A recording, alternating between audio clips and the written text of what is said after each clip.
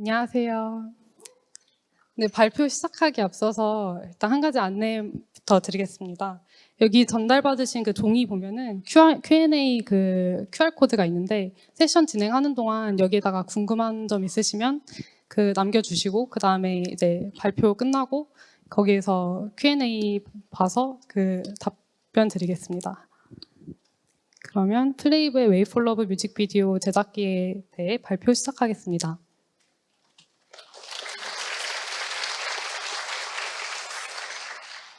저는 블레스트의 리드 룩뎁 아티스트 이혜송입니다. 플레이브 콘텐츠 전반에 룩뎁에 참여하고 있습니다. 목차는 Wait for Love 뮤직비디오의 제작 과정을 룩뎁 아트 중심으로 소개드리고 또 뮤직비디오 속 주요 FX 요소와 시네마틱 영상의 퀄리티를 향상시키는 렌더링 방법에 대해서도 살펴보겠습니다. 이어서 저희 CTO 이현우님이 기다릴게 뮤직비디오 이후 제작 파이프라인의 주요 개선점에 대해서도 말씀드릴 예정입니다. Wait for Love 뮤직비디오 하이라이트부터 감상하시겠습니다.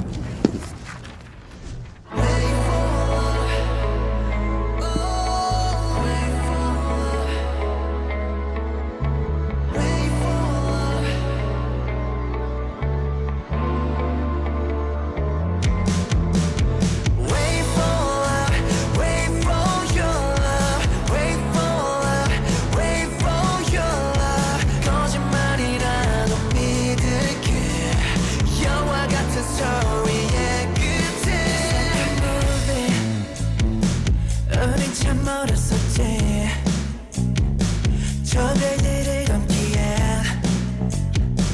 모든 게 서툴렀지 이거 어떤 숨은 꿈이 되게 내 심장에 불이 지폈어 날 멈출 수 없도록 더욱 떨어져 가는 폭포처럼 내 몸을 던졌어 그 속에 피어난 flower 어느새 누리지고 있어.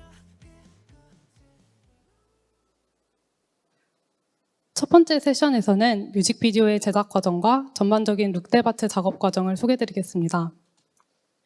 먼저 이해를 돕기 위해 Wait for Love 뮤직비디오의 주제와 내용, 플레이브의 세계관에 대해 간단한 설명을 먼저 드리겠습니다. Wait for Love는 플레이브의 두 번째 미니 앨범 아스테롬 134-1의 타이틀곡으로 다른 모든 플레이브 곡들과 마찬가지로 저희 멤버분들이 작곡, 작사, 심지어 안무까지 직접 제작을 해주셨습니다. 플레이브 세계관에는 아스테룸이라는 특별한 공간이 존재합니다. 플레이브는 이 아스테룸과 지구를 드나들며 팬분들인 플리와 소통을 하고 있는데요. Wait for Love 뮤직비디오에서는 플레이브가 아스테룸에서 유성이 떨어진 곳을 찾아 떠나는 여정을 그리고 있습니다. 데뷔곡 기다릴게에서는 기다릴게 뮤직비디오에서는 각자의 세계에 존재하던 멤버들이 아스테룸 공간에 다 같이 모이며 새로운 시작을 알리는 내용을 담고 있습니다. 이때의 아스테룸은 자연 상태 그대로의 공허한 우주 공간으로 묘사했었습니다. 그러나 1년의 시간이 흐르면서 많은 팬분들의 사랑을 받기 시작했고 Wait for Love 뮤직비디오에서는 그 사랑으로 인해 발전될 수 있었던 아스테룸 공간을 보실 수 있습니다. 본격적으로 뮤직비디오의 제작 과정을 소개해드리기 전에 블레스트 룩뎁 아티스트의 역할을 말씀드리겠습니다. 저희 팀은 이미지의 전반적인 분위기를 결정하고 룩의 퀄리티를 향상시켜 최종 아웃풋을 보내고 있습니다. 이렇게 씬의 분위기를 결정하는 라이팅과 환경 디자인, 룩뎁 시퀀스 작업과 언리얼 엔진 내의 렌더링까지 전담하고 있고 상황에 따라 필요한 쉐이더와 FX를 제작하고 있습니다. 저희 룩뎁 팀에서는 새로운 아스테룸을 어떻게 아름답게 보여줄 수 있을까에 대한 고민에 가장 중점을 두었습니다. 또 앞으로 보다 높은 퀄리티의 콘텐츠 제작을 위해 라이팅 작업뿐 아니라 다양한 FX를 직접 제작하고 R&D 하면서 작업자 스스로도 성장할 수 있는 작업이 되고자 했습니다. 동시에 씬의 분위기를 통해 스토리와 멤버들의 감정선을 효과적으로 전달하는 것이 저희 룩뎁 작업의 목표였습니다. Wait for Love 뮤직비디오의 블레스트 내부 제작 파트 일정표입니다. 뮤직비디오의 기획과 연출 컨셉, 의상 제작 등은 23년 하반기부터 진행되고 있었는데요. 이와 동시에 콘서트 같은 다른 프로젝트를 동시에 진행을 하면서 제작 기간이 조금 촉박했습니다. 그럼에도 불구하고 모델링, 리깅, 애니메이션, 룩뎁 등 여러 팀이 함께 작업할 수 있는 효율적인 파이프라인 덕분에 어렵지만 일정대로 작업을 마칠 수 있었습니다. 블레스트의 뮤직비디오 제작 파이프라인에 대해 소개해드리겠습니다. 먼저 뮤직비디오의 방향성을 정하고 필요한 리소스를 계획하는 단계인 프리 프로덕션입니다. 처음에 저희 멤버분들이 만드신 가이드 음원을 받고 곡의 분위기나 흐름에 따라 기획과 스토리를 구상하게 됩니다. 그리고 배경이 되는 레벨들을 정리하여 씬마다 연출을 구체화했습니다. 각자의 머릿속에 있는 그림들이 다 다르기 때문에 이를 시각화하기 위한 스케치를 하기도 하고 레퍼런스를 취합합니다. 레퍼런스를 토대로 컨셉 아트를 제작하고 스토리보드로 각 샷의 구도를 미리 계획할 수 있었습니다. 스토리보드와 애니메틱을 제작하면서 영상의 흐름을 미리 예측을 할 수 있게 되는데요. 이후 제작팀의 작업 범위와 일정을 정하는 플랜이 이 프리 프로덕션 단계에서 잡히게 됩니다. 그리고 프로덕션은 본격적으로 제작에 들어가는 단계입니다. 이 단계에서는 모델링, 리깅, 모션 녹화와 애니메이션, 레이아웃 카메라 작업, 시뮬레이션, 라이팅과 FX까지 모두 포함됩니다.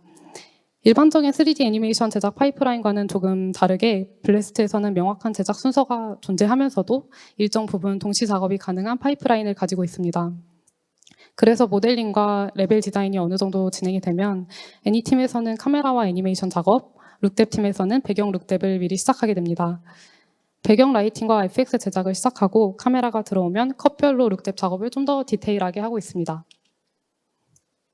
마지막으로 제작된 뮤직비디오의 최종 완성도를 높이는 포스트 프로덕션 단계입니다. 웨이 폴 러브 뮤직비디오에서는 후반 합성 없이 모든 씬을 언리얼 엔진에서 이미지 시퀀스로 최종 렌더링을 했습니다. 그리고 색포전과 로고 등을 포함을 해서 애프터 이펙트에서 그 후반 컴포지팅을 한 후에 영상으로 렌더했습니다. 뮤직비디오 배경 룩뎁 과정과 어떤 배경들이 있는지 소개해드리겠습니다. 예시로 저희 뮤직비디오에는 이렇게 노을이 지는 배경이 있습니다. 노을 지는 컨셉이라는 기획이 정해졌다면 룩뎁 아티스트는 이 노을이 어떻게 지는 느낌인지 컨셉을 구체화해야 합니다. 지구가 생긴 이후로 똑같았던 날씨는 단 하루도 없었던 것처럼 노을이라는 컨셉도 어떻게 룩을 잡느냐에 따라 수만 가지의 느낌으로 표현될 수 있을 것 같은데요. 노을씬 같은 경우에는 저희 룩뎁팀 인원들이 스케치도 하고 이렇게 AI 툴로 컨셉 아트도 잡으면서 작업을 했습니다. 또 룩뎁 작업을 진행을 하면서 시간대는 언제인지, 또 구름이 차지하는 영역은 어느 정도인지, 구름의 종류는 무엇인지, 빛의 산란 등과 같은 그런 디테일한 부분들까지 생각을 하면서 작업을 해야 합니다.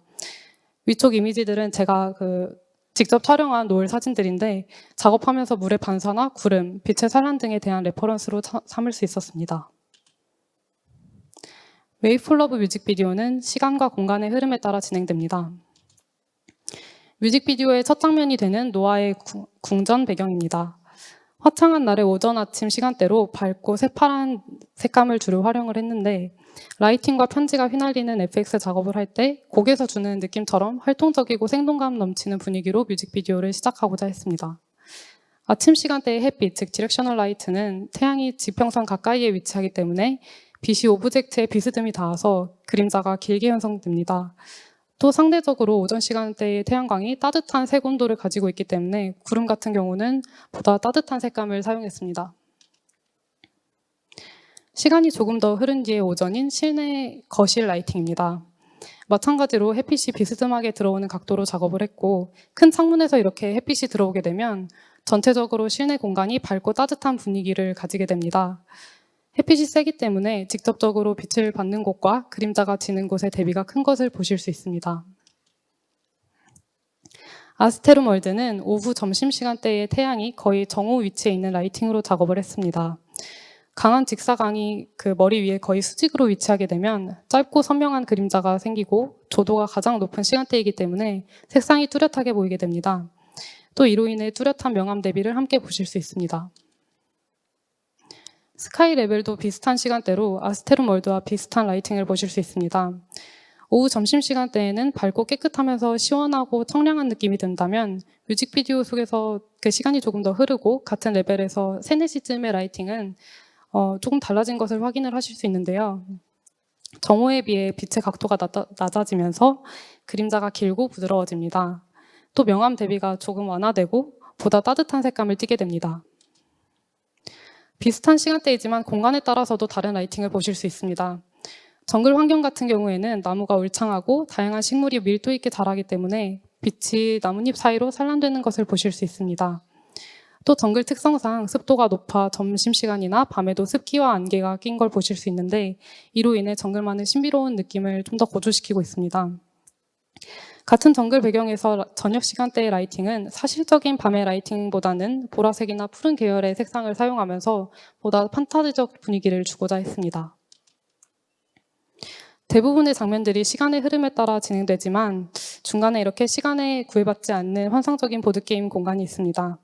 부드러운 파스텔 톤을 사용해서 현실에서 흔하게 볼 수 없는 그런 환상적인 느낌을 주고자 했습니다. 또 이 배경에서는 블룸 같은 거를 좀 더 줘서 그런 판타지적인 느낌을 더 주고자 했습니다. 황홀한 노을이 지는 초저녁 시간대의 라이팅입니다. 노을이 지는 시간대에는 빛이 더 많이 산란됩니다. 이로 인해 빛이 부드럽고 그림자도 더 부드럽게 지게 됩니다. 안개로 인해 하늘과 바다 사이의 경계가 약간 모호해지면서 몽환적이고 서정적인 분위기를 주고자 했습니다. 여기는 유성이 떨어진 자리로 가장 어둡지만 또 가장 밝은 장면이라고도 할 수 있습니다.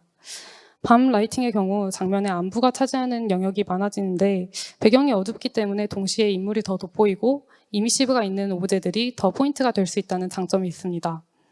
마지막 씬에 이제 저희 세계관 속의 어떤 빌런 같은 존재인 칼리고가 등장을 하는데 이때 밝은 영역과 어두운 영역의 대비를 극명하게 주면서 긴장감을 주고자 했습니다. 뮤직비디오 내 플레이브 멤버분들의 룩뎁과 과정을 소개해드리겠습니다. 플레이브 멤버들의 기본이 되는 룩뎁 기준입니다. 주광, 보조광, 역광을 사용한 3점 조명을 기본으로 라이팅 작업을 하고 있습니다. 마치 스튜디오에서 촬영한 듯한 라이팅을 기준으로 이렇게 기본적인 라이팅과 약간의 툰 쉐이딩 조절이 들어가는 깔끔한 룩이라고 할 수 있는데요. 예시로는 저희 라이브 콘텐츠가 있습니다. 물론 배경에 따라 조금씩 룩이 달라지지만 이 기본 룩뎁을 기준으로 작업을 하고 있습니다. 다음은 시네마틱 퀄리티에 따른 플레이브 룩뎁에 대해 소개해드리겠습니다. 웨이 폴 러브 뮤직비디오도 이 시네마틱 퀄리티 작업에 속하는데요. 이런 기준의 작업에서는 가능한 최상의 퀄리티로 끌어올릴 수 있도록 노력하고 있습니다. 배경과 인물이 조화롭게 어우러지면서도 인물이 돋보일 수 있도록 강한 립라이트와 스페큘러, 분명한 간접광을 표현하고 의상이나 액세서리도 입체적으로 표현합니다. 뮤비 속 저희 멤버분들 중 밤비님의 룩뎁 과정을 예시로 보여드리겠습니다. 먼저 주광에 따른 인물의 라이팅 방향을 설정합니다. 주광 방향과 일치하면서도 얼굴과 몸의 그림자가 예쁘게 지는 위치를 선정합니다. 이후 립라이트를 추가해줍니다. 인물 라이팅을 완료했다면 배경과 어우러지는 인물의 톤을 잡겠습니다. 캐릭터 툰 쉐이딩 기능을 이용해 피부 밝기, 톤, 그림자 밝기와 그림자 톤, 그림자 영역 등을 알맞게 조절해줍니다. 이 외에도 스페큘러, 하이라이트, 환경 요소에 얼마나 영향을 받을 건지에 대한 파라미터들을 조절을 해서 인물의 룩뎁을 결정짓고 있습니다. 뮤직비디오 속 플레이브 시네마틱 퀄리티 이미지들입니다. 저희 쉐이더 아티스트가 툰 쉐이딩 기능도 꾸준히 개발해서 업데이트하고 있고 이에 따라 플레이브 멤버들의 기본 룩뎁을 비롯해 시네마틱 룩뎁도 점점 발전해 나가고 있습니다. 플레이브의 룩뎁에서 의상도 중요한 요소입니다. 여기 저희 컨셉 디자이너가 그린 컨셉 아트도 보실 수 있는데요. 기다릴게 뮤직비디오 제작 당시에는 옷의 재질감을 인물의 피부톤과 잘 어우러지도록 어느 정도 플랫해 보이는 툰 쉐이딩으로 표현을 했었습니다. 반면에 이번 웨이 폴 러브 뮤직비디오에서는 피부 표현과 옷의 재질감을 배경과 상황에 따라 보다 입체적이고 다양하게 시도하고자 했습니다. 기다릴게 뮤직비디오 제작 당시에는 왼쪽의 느낌으로 제작을 했었는데 지금은 저희 쉐이더 아티스트가 의상 재질감 표현에 있어 여러 업데이트와 R&D를 진행하고 있습니다. 오른쪽을 보시면 주광의 각도에 따라 스페큘러의 형태와 위치가 변하고 실크 재질의 표현이 보다 디테일해진 것을 보실 수 있습니다. 여기서도 가죽이나 벨벳 등과 같은 재질감 표현이 업데이트된 것을 보실 수 있는데 지나치게 사실적으로 옷의 재질을 표현을 했을 때 오히려 어색하게 보일 수 있기 때문에 인물과 자연스럽게 어우러지는 것을 가장 중점적으로 두고 있습니다. 뮤직비디오 속 주요 FX 요소들을 몇 가지만 선택하여 소개해드리겠습니다. 첫 번째로 유성입니다. 이건 뮤직비디오 공개 전에 뜬 무드 필름인데요. 저희 팬분들인 플리분들의 사랑이 커지면서 큐브가 터지고 이게 유성으로 변하면서 아스테룸 하늘에 떨어집니다. 또 멤버 노아님이 그 유성이 떨어지는 것을 발견하면서 뮤직비디오가 시작하는데 그 큐브가 하트로 몰핑되고 이 하트의 움직임을 중심으로 트레일이 따라가도록 나이아가라로 제작했습니다. 유성의 중심이 되는 하트는 이 뮤직비디오의 키 오브젝트라고 할 수 있습니다. 보석처럼 빛나면서 각도에 따라 안이 비쳐 보이는 굴절이 달라져서 투명해 보이는 느낌이 있는데 실제로는 불투명 쉐이더로 제작되었습니다. 뮤직비디오의 여러 씬에서 이 머티리얼이 많이 쓰이기 때문에 메모리 사용량을 줄이기 위해서 불투명 블렌드 모드를 사용했습니다. 실제 보석처럼 깊이감과 굴절을 표현하기 위해 패럴럭스 오클루전 매핑과 범프 오프셋 노드를 활용했습니다. 저희 멤버분들은 순간이동을 할 때 어디로든 문이라는 포탈을 통해서 공간에 이동을 하고 있습니다. 음악 중심 무대라든지 라이브 방송이나 자체 컨텐츠에서도 이 포탈을 통해서 등장을 하고 있는데요. 인물이 포탈을 통과할 때 인물의 실루엣대로 빛이 나도록 구현을 했는데 뎁스 페이드, 커스텀 뎁스 패스, 커스텀 뎁스 스텐실 발류 값을 활용했습니다. 단순한 플레인이지만 평면적이지 않고 깊이감이 느껴지도록 제작했고 포탈의 경계를 따라 리프렉션을 이용해 주위 공간이 왜곡되게 했습니다. 또 이펙트와 배경이 잘 어우러지도록 라이트 펑션을 제작해 포탈 외곽 형태가 방 안에 비춰지도록 했습니다. 다음은 저희 뮤직비디오에서 많이 보실 수 있는 구름입니다. 구름은 세 가지 방식으로 제작되었습니다. 첫 번째로 엠버젠에서 제작한 구름을 VDB 파일로 언리얼에 인풋하고 언리얼에서 이종 볼륨을 사용해 구름을 구현했습니다. 씬별로 근경, 중경, 원경에 따른 구름을 세세하게 배치하고 구름마다 분위기에 맞는 색감, 밀도, 크기, 빛의 산란 등을 각각 조절할 수 있다는 장점이 있었습니다. 해당 구름을 사용하면서 주변 환경에 따른 간접광을 활성화하고 볼륨 텍스처의 해상도를 지정하고 구름을 넓게 배치하다 보니 이를 추적하는 최대 거리에 대한 콘솔 변수도 함께 추가해 주었습니다. 두 번째로는 언리얼 내부 볼루메트릭 클라우드를 배치했습니다. 주로 원경으로 사용을 했고 기존 볼루메트릭 클라우드의 머티리얼 파라미터를 수정하면서 원하는 룩을 낼 수 있었습니다. 세 번째로 뮤직비디오의 멤버 밤비님이 구름을 손으로 만지는 장면이 있는데 이 같은 경우는 인물 및 오브젝트와 상호작용을 할 수 있는 나이아가라 플루이드 파티클 시스템을 이용해서 제작했습니다. 다음은 잔디를 밟는 것입니다. 보통 이런 장면을 만들 때 시뮬레이션 베이크나 리깅한 스켈레탈 메쉬를 애니메이션을 담는 것이 일반적일 텐데요.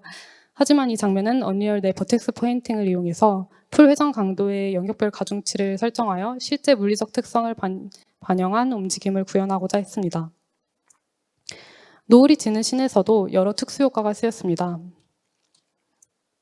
길잡이 역할을 해준 로드 가이드 트레일은 나이아가라로 위치에 따라 스폰되는 파티클과 길게 늘어지는 리본 파티클로 제작했습니다.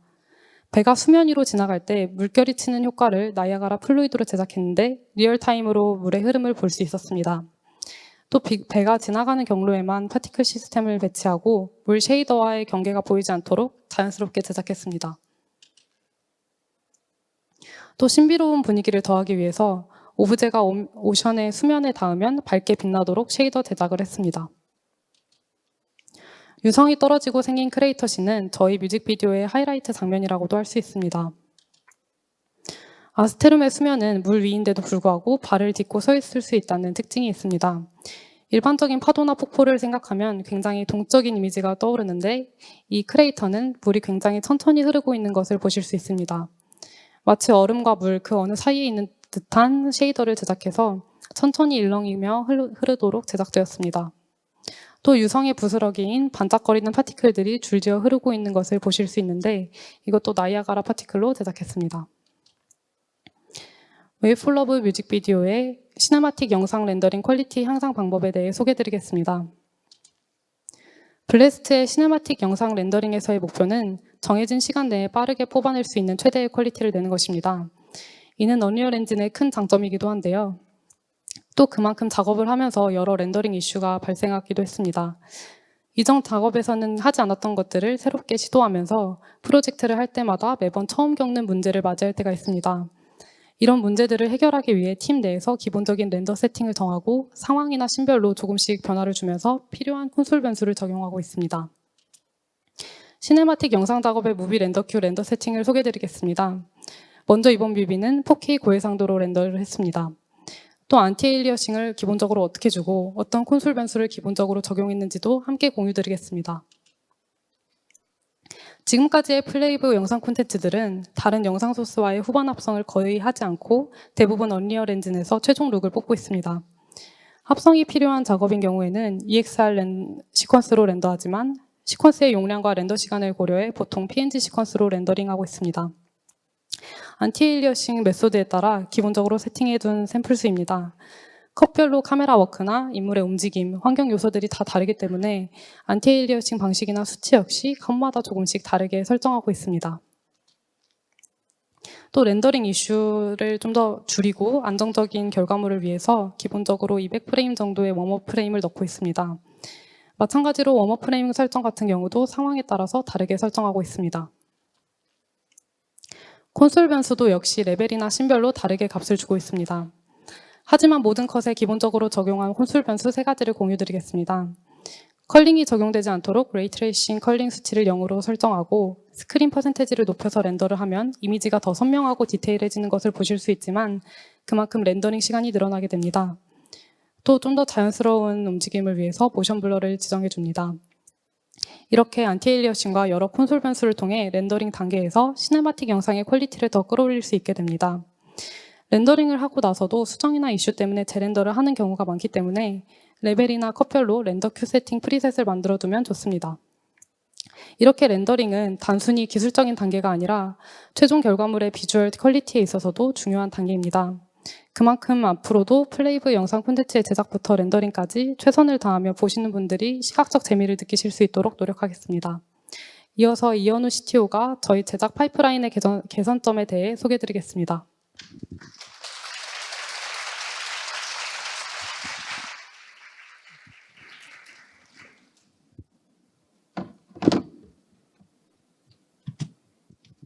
네, 안녕하세요. 이어서 다음 발표를 맡은 블레스데이 CTO 이현우입니다. 이번 목차는 기술적인 내용을 다루므로 현업에 계신 분이 아니라면 조금 어려울 수 있습니다.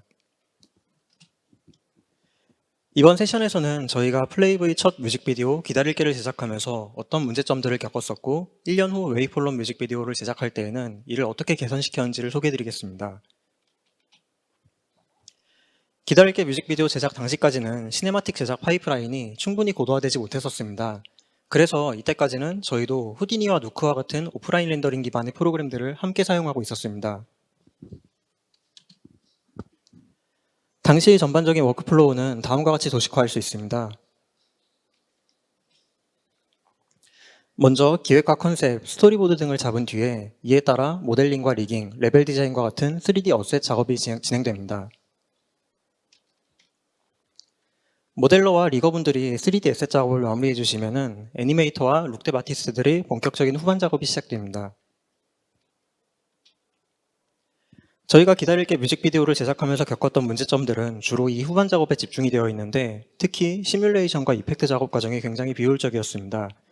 먼저 당시 시뮬레이션 작업 방식이 왜 비효율적이었는지부터 설명드리겠습니다.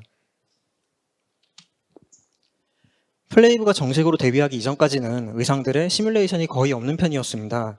때문에 당시 저희는 아직 얼리얼 시뮬레이션 노하우를 충분히 갖지 못했었습니다. 그래서 처음으로 다양한 시뮬레이션이 들어가기 시작한 기다릴게 의상은 기존의 방식을 따라서 마야에서 시뮬레이션을 개발할 수밖에 없었습니다. 이 방식은 마야에서 애니메이션에 맞춰서 의상 시뮬레이션을 한번 구운 후에 얼리얼 엔진으로 임포트하는 방식입니다. 때문에 애니메이션을 수정을 할 때마다 시뮬레이션을 다시 굽고 얼리얼 엔진으로 또 넣어줘야 되는 비효율이 있었습니다. 주황색 라인은 마야에서 얼리얼 엔진으로 FBX를 익스포트하고 임포트하는 과정입니다. 이렇게 애니메이션을 한번 얼리얼 엔진으로 넣어줘야 될 때마다 이렇게 시뮬레이션 캐시도 다시 한번 업데이트를 한 뒤에 익스포트를 따로 해서 넘겨주는 과정이 필요했습니다. 그 다음은 이펙트 작업 방식의 비효율입니다. 마찬가지로 당시에는 얼리얼에서의 이펙트 노하우가 충분하지 못했기 때문에 이펙트에 후디니를 사용했었습니다.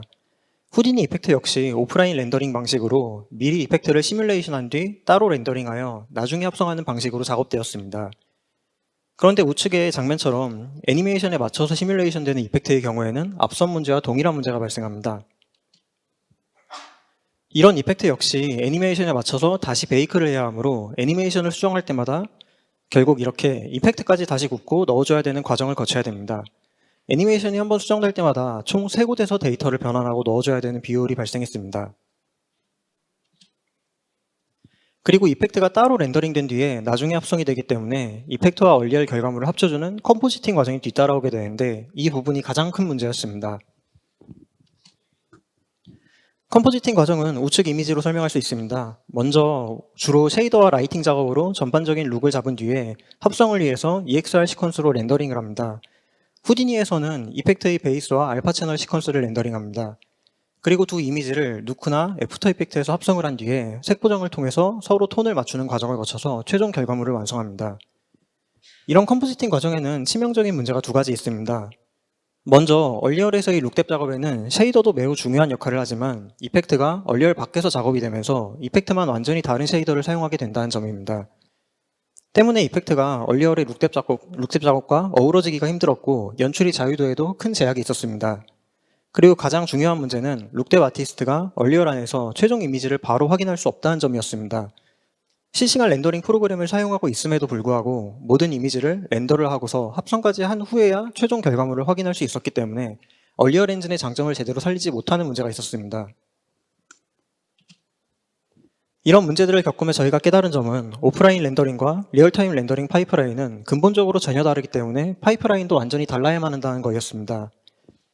리얼타임 렌더링에 오프라인 렌더링 파이프라인을 접목할 경우 전반적인 프로세스가 오프라인 렌더링 기반에 맞춰지면서 리얼타임 렌더링의 이점을 충분히 살릴 수가 없었습니다. 그래서 저희 블래스트는 얼리얼 엔진의 장점을 최대한 살리기 위해서 오프라인 렌더링으로 인한 병목을 제거하는 작업을 시작했습니다. 먼저 헤어와 의상 시뮬레이션을 얼리얼 라이브 시뮬레이션으로 모두 대체해 나가기 시작했습니다. 캐릭터 TD팀이 얼리얼에 최적화된 본 구조와 자연스러운 시뮬레이션을 연구하고 매주 방송에 적용해 나가며 빠르게 라이브 시뮬레이션 기술을 발전시켜 나갔습니다. 이러한 노력 덕분에 머지않아서 얼리얼 시뮬레이션 퀄리티가 시네마틱에 바로 사용해도 손색이 없을 수준까지 높아지게 되었습니다. 시네마틱에서도 라이브 시뮬레이션을 바로 활용할 수 있도록 유틸리티 툴 세트를 개발해 지원하기 시작을 하면서 더 이상 시네마틱과 라이브의 시뮬레이션을 따로 개발을 할 필요가 없어지게 되었습니다. 이렇게 시뮬레이션이 모두 얼리얼 엔진으로 전환되면서 다음과 같이 시네마틱 워크플로우에서 시뮬레이션을 따로 굽고 임포트하는 과정이 사라지게 되었습니다. 이제는 애니메이션이 한창 업데이트 중일 때는 룩뎁 아티스트들이 라이브 시뮬레이션을 사용하여 프리뷰를 하고 애니메이터 분들이 최종 애니메이션을 올린 뒤에는 최종 시뮬레이션을 베이크를 해주는 방식으로 작업을 진행하면서 시뮬레이션 워크플로우가 훨씬 간소화되었습니다. 다음은 이펙트를 얼리얼 엔진의 나이아가라와 쉐이더로 완전히 전환하였습니다. 룩뎁 아티스트들이 꾸준히 나이아가라와 쉐이더를 연구하고 배워나가며 퀄리티를 끌어올렸고 웨이폴럼 뮤직비디오를 제작할 때에는 모든 이펙트를 얼리얼 내에서 실시간으로 작업할 수 있었습니다. 더 이상 후디니를 사용하지 않게 되면서 이펙트 관련 워크플로우까지 이렇게 얼리얼 엔진으로 통합이 되었고 그 결과 얼리얼 밖에서 오프라인 캐시를 업데이트할 일이 없어지게 되었습니다.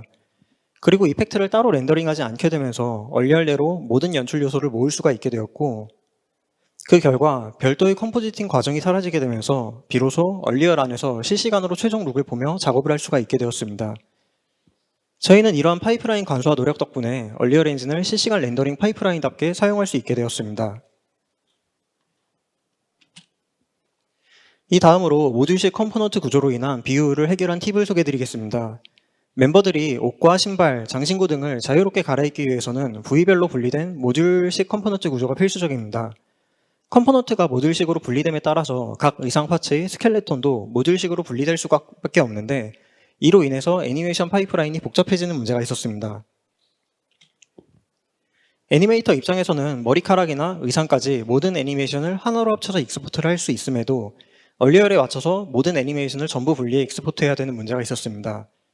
예를 들어서 노아의 기다릴 게 의상의 경우 애니메이션이 들어간 부위가 머리카락과 얼굴, 몸, 상의, 하의, 귀걸이로 무려 6개에 달합니다.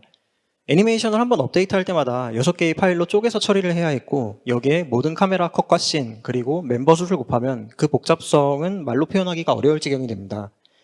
당시 애니메이션 파이프라인은 이처럼 너무 비효율적이었기 때문에 그 당시 애니메이터 분들은 이 과정에서 정말 많은 인내를 하셔야 했습니다.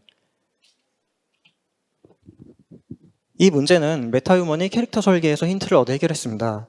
먼저 가장 상위에 마스터 애니메이션 슬롯 역할을 할 루트 컴포넌트가 위치합니다. 기본적으로는 모든 하위 컴포넌트가 이 루트 컴포넌트를 리더 포즈로 애니메이션을 따라가게 됩니다. 이렇게 설정하면 마야에서 모든 애니메이션이 합쳐진 하나의 FBX를 임포트하는 것만으로도 모든 부위에 애니메이션을 적용할 수가 있어서 모듈식 구조에서 오는 단점을 해결할 수가 있게 됩니다. 하위 모듈에서 라이브 시뮬레이션을 사용해야 하는 경우에는 컴포넌트의 포스 애닌 블루프린트를 사용하는 방식으로 일부 모듈만 별도의 시뮬레이션을 적용할 수 있도록 만들었습니다. 룩뎁 아티스트를 가장 힘들게 했던 문제는 피부가 옷을 뚫고 나오는 문제였습니다. 의상을 리깅을 할 때 메쉬의 스키닝 웨이트를 체형에 완벽하게 들어맞게 칠하는 건 거의 불가능에 가까운 일입니다. 특히 의상이 핏이 타이트할수록 이 작업이 더욱 어려워집니다. 때문에 보시는 이미지처럼 타이트한 의상의 경우 특정 자세에서 피부가 옷을 뚫고 나오는 일이 매우 빈번하게 발생합니다. 이 문제는 옷 안쪽의 피부가 눈에 보이지 않도록 마스킹을 적용하여 해결했는데 이 마스킹을 적용하는 과정이 수작업에 의존했기 때문에 그 과정이 극도로 비효율적이었습니다. 피부 뚫림 문제는 옷 안쪽의 살이 모두 채워져 보이면서도 뚫리는 부분만 국소적으로 지워야 했기 때문에 경우에 따라서 다양한 방법으로 해결을 해야 했습니다. 가장 쉽게 해결되는 경우는 시퀀스에서 마스킹 머티리얼 파라미터를 조절하거나 이런 파라미터가 적용된 머티리얼 인스턴스를 생성하는 방식이었습니다. 만약 이 방식으로 해결이 어려울 경우에는 마스크 맵을 직접 그려야 했고 이렇게도 어려운 경우에는 옷을 조금씩 띄워주는 모프 타겟을 임시로 추가해 해결했습니다. 이 모든 방법이 어려울 경우에는 모든 렌더 이미지를 하나하나 손으로 리터칭하여 해결했습니다. 뚫린 문제가 발생했는지 검수하는 작업도 프레임 바이 프레임으로 눈으로 검수를 해야 했고 그 해결도 수작업에 의존을 해야 했기 때문에 마지막에 거의 이틀 정도는 이런 오류만 검수하고 고치는데 할애해야 했을 정도였습니다. 이 문제를 해결하기 위해서 옷을 뚫고 나온 피부만 자동으로 검출을 하고서 마스킹을 적용해주는 툴을 개발을 했습니다. 피부와 옷의 신뎁스 차이를 이용을 해가지고 옷을 뚫고 나온 피부만 먼저 검출을 한 후에 이를 메쉬 UV에 맞는 마스킹 텍스처로 변환해 적용하는 방식으로 구동됩니다. 이 개발 덕분에 이제는 이런 문제가 자동으로 그리고 실시간으로 보정되므로 룩뎁 아티스트가 더 이상 프레임 단위로 이런 문제를 검수하고 해결을 할 필요가 없어지게 되었습니다. 마지막으로는 비효율적인 착장 에셋 커뮤니케이션 문제입니다. 지금까지는 착장 관련 커뮤니케이션을 할 때 에셋 코드는 바로 어떤 의상인지 떠올리기가 어렵다 보니 예를 들어가지고 기다릴게나 후드티 또는 락페 방송 이런 식으로 이제 서로 직관적으로 이해할 수 있는 방식으로 커뮤니케이션을 해왔었습니다. 하지만 의상 관련 에셋이 텍스처 스타일 종류를 포함해서 멤버당 100개를 넘어가기 시작을 하면서 이런 방식의 커뮤니케이션이 점점 어려워지기 시작했습니다. 또한 룩뎁 아티스트가 작업을 개시할 때 어떤 의상을 사용해야 하는지를 파악하고 에셋을 검색하는 시간도 점점 늘어나게 되었습니다. 이런 문제를 해결하기 위해서 저희는 백엔드 팀과 협업을 해서 함께 착장과 관련된 여러 편의 기능을 제공하는 피팅룸 시스템을 개발했습니다. 콘텐츠 기획 및 관리 직군이 SF 브라우저를 통해서 의상 정보를 직관적으로 확인하고 장바구니 기능을 통해서 콘텐츠에 필요한 의상 세트를 직접 구성할 수 있도록 만들었습니다. 그리고 이렇게 구성된 의상 세트를 URL로 공유를 하면은 얼리얼 엔진 안에서 자동으로 의상 세팅이 완료되도록 API 지원을 추가했습니다. 활용 흐름도는 다음과 같습니다. 중요한 개선점은 기획 및 관리 직군들은 SF 브라우저를 통해서 여전히 직관적인 방식으로 원하는 의상을 찾아 전달하면서도 작업자들은 전달받은 의상 세트를 하나하나 검색할 필요 없이 API 요청 한 번으로 모든 의상을 자동으로 세팅할 수 있게 되었다는 점입니다. 이러한 파이프라인의 간소화 노력의 결과 최근 맺은 결실이 하나가 있는데 바로 블레스트의 첫 해외 지사인 베트남 스튜디오입니다. 이번 펌프 업 더 볼륨 뮤직비디오가 바로 이 베트남 스튜디오와 한국 직원의 협업으로 완성되었습니다. 그동안 파이프라인 효율을 높이려는 여러 노력에도 불구하고 국내 채용만으로는 플레이브의 성장 속도만큼 제작 인력을 확보하기가 어려운 문제가 있었습니다. 때문에 더 많은 콘텐츠를 제작하기 위해서 해외 지사를 고려를 하기 시작을 했고 이러한 고민 속에서 올해 초부터 베트남 스튜디오를 준비를 하기 시작했습니다. 해외 지사 운용을 위한 시스템 정비 및 파이프라인 교육을 준비를 했고 5월부터 저와 옆에 이혜송 팀장이 베트남으로 출장을 가서 초기 세팅과 교육을 진행을 했습니다. 이후로도 애니메이션 팀장 등 다른 한국 직원들의 지속적인 파견과 파이프라인 효율화 그리고 베트남 임직원 여러분들의 열정으로 베트남 스튜디오는 짧은 기간에 디지털 싱글 뮤직비디오를 제작할 수 있을 만큼 빠르게 성장하였습니다. 앞으로 블레스트의 일원으로서 함께 성장하면서 더 많은 콘텐츠를 제작하기 위해 긴밀히 협력해 나갈 예정입니다. 이걸로 오늘 준비한 발표가 모두 마무리되었습니다. 버추얼 아이돌에게 있어서 버추얼 기술의 발전은 곧 아이돌로서의 활동 영역의 확장을 의미합니다. 그리고 버추얼 아이돌의 길은 그 누구도 가보지 않은 새로운 길이기 때문에 이러한 활동 영역의 확장은 아직까지 그 누구도 시도해보지 않은 새로운 도전을 통해 이루어지고 있습니다. 저희는 저희 기술이 멤버들에게 가지는 이러한 책임을 누구보다도 잘 이해하고 있기 때문에 플레이브가 더 넓은 무대에서 활동할 수 있도록 주저하지 않고 새로운 도전을 이어나가고 있습니다. 저희가 처음으로 개척하는 길인 만큼 그 과정에서 겪는 모든 문제 역시 저희가 처음으로 겪어보는 도전입니다. 그리고 저희는 이러한 도전을 통해 그 누구보다도 앞서서 성장하고 있다고 생각합니다. 앞으로도 새로운 도전을 두려워하지 않고 가장 앞서 도전하고 배움으로써 플레이브의 활동 영역을 넓히기 위해 최선을 다하겠습니다. 감사합니다.